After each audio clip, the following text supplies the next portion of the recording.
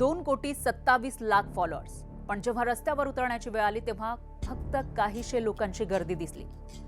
मग प्रश्न असा आहे की सोशल मीडियावर फॉलोअरचं वादळ आणि मैदानातली वास्तवता यामध्ये इतकी मोठी तफावत का? तुम्ही बरोबर ओळखलंय, मी बोलतेय कॉकरोच जनता पार्टीबद्दल.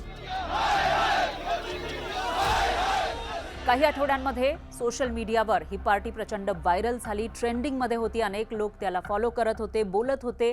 पण या सीजेपीचं पहिलं आंदोलन झाल्यानंतर प्रश्न असा आहे की सोशल मीडियावर क्रांती घडवणारी कॉकरोच जनता पार्टी खरंच जनआंदोलन आहे की फक्त डिजिटल वादळ? आज आपण दिल्लीत झालेल्या आंदोलनाविषयी आकडे नेमकं काय सांगतात ते जाणून घेणार आहोत. कारण तुम्हाला माहिती असेल 6 जूनला हे आंदोलन झालं. याच्यामध्ये नेमकं किती लोक सहभागी झालेले होते याविषयीचे आकडे काय आहेत ते आपण समजून घेणार आहोत. याच्यामध्ये कोणत्याही प्रकारच्या भावना नाही आहेत, प्रचार नाही आहे, फक्त आपण फॅक्ट्सविषयी बोलणार आहोत. आपल्या सगळ्यांना कॉकरोच जनता पार्टी माहिती असेल. अभिजित दिपकेच्या कॉकरोच जनता पार्टीनं काही आठवड्यांमध्ये सोशल मीडियावर अभूतपूर्व लोकप्रियता मिळवली.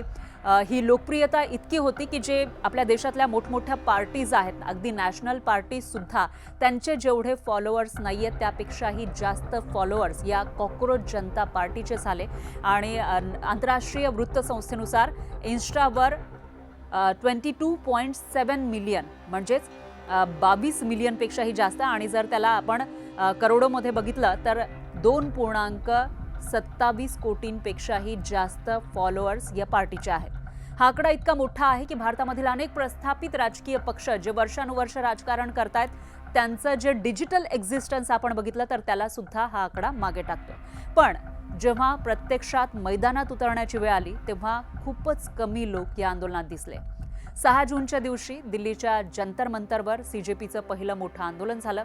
झुरळाचे मास्क म्हणजेच कॉकरोचचे मास्क, टी शर्ट, स्टिकर्स वगैरे परिधान करून लोक जंतर मंतरवर मोठ्या हौसेनं जमले होते. 2 कोटींपेक्षा जास्त फॉलोअर असलेल्या या पार्टीच्या आंदोलनामध्ये किती लोक जमणार याविषयी लोकांमध्ये प्रचंड उत्सुकता होती. आणि याविषयी प्रमुख वृत्तसंस्थांनी काय आकडे दिले ते आपण सगळ्यात आधी समजून घेऊयात. याच्यामध्ये एकतर राउटर्स जी एक आंतरराष्ट्रीय वृत्तसंस्था आहे त्यांच्या म्हणण्यानुसार अ फ्यू हंड्रेड पार्टिसिपंट्स म्हणजे काहीशे आंदोलक.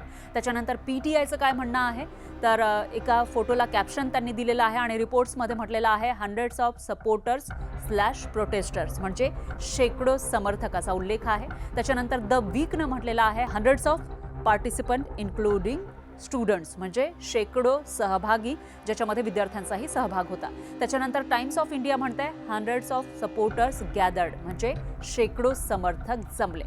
आता या जे प्रमुख वृत्तसंस्था आहेत त्यांनी जे काही आकडे दिलेले आहेत किंवा जो अंदाज दिलेला आहे त्याच्यामध्ये कुठेही हजारो किंवा लाखो समर्थक म्हटलेलं नाहीये, फक्त शेकडो हंड्रेड्स ऑफ असं म्हटलेलं आहे. याचा अर्थ काहीशे लोक त्या ठिकाणी जमलेले होते. आता या सगळ्यावरून काही निष्कर्ष काढले जात आहेत. ते म्हणजे 2 कोटी फॉलोअर आणि मैदानामध्ये काहीशे लोक याचा अर्थ सोशल मीडियावरील व्हायरल लाट आणि प्रत्यक्ष राजकारण यामध्ये अजूनही मोठी दरी आहे का?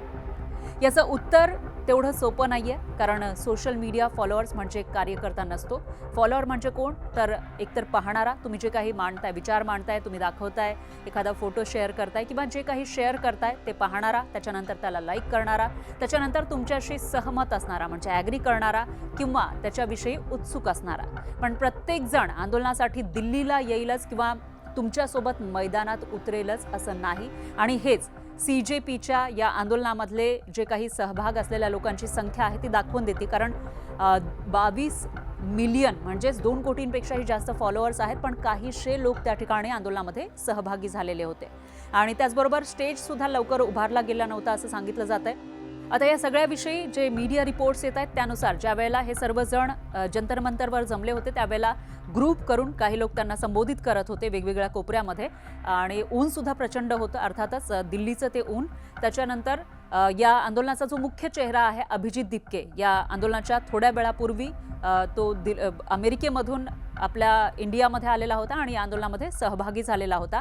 तर तो लोकांना संबोधित करेल यासाठी स्टेजसुद्धा उभारलेलं नव्हतं. थोड्या वेळानंतर ते उभारलं गेलं आणि मग सगळ्यांना संबोधित करण्यात आलं. अशी काहीशी परिस्थिती त्या आंदोलनामध्ये आपल्याला पाहायला मिळाली.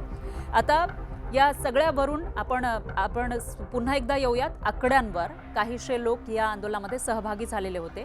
या सगळ्याविषयी किंवा अशा पद्धतीची जे आंदोलनं उभी राहतात त्याविषयी इतिहास नेमका काय सांगतो, तर भारतामधील अनेक मोठ्या चळवळी सुरुवातीला अगदी छोट्या होत्या. त्याच्यामध्ये अण्णा आंदोलन तुम्हाला आठवत असेल, निर्भया आंदोलन, मग शेतकरी आंदोलन. हे सुरुवातीला इथं गर्दी कमी होती, पण मुद्दा हा लोकांच्या मनामध्ये पोहोचला आणि त्याच्यानंतर चळवळ वाढत गेली. आता CJP जी काही दिवसांपूर्वी जन्माला आलेली पार्टी आहे, या CJP समोरचं खरं आव्हान काय आहे, तर सोशल मीडियावर फॉलो करणं हे मोफत आहे, पण जेव्हा रस्त्यावर उतरण्याची वेळ येते त्यावेळेला वेळ द्यावा लागतो, जोखीम घ्यावी लागते आणि प्रत्यक्ष उपस्थित राहावं लागतं. याच ठिकाणी डिजिटल ताकद आणि राजकीय ताकद ही वेगळी ठरते आणि पुन्हा एकदा या आंदोलनानं हे सगळं दाखवून दिलेलं आहे. त्याच्यामुळे 2,27,00,000 फॉलोअर्स असणं ही खूप मोठी गोष्ट आहे. पण भारताचं राजकारण इन्स्टावर चालत नाही, तर मतदान केंद्रावर ठरतं.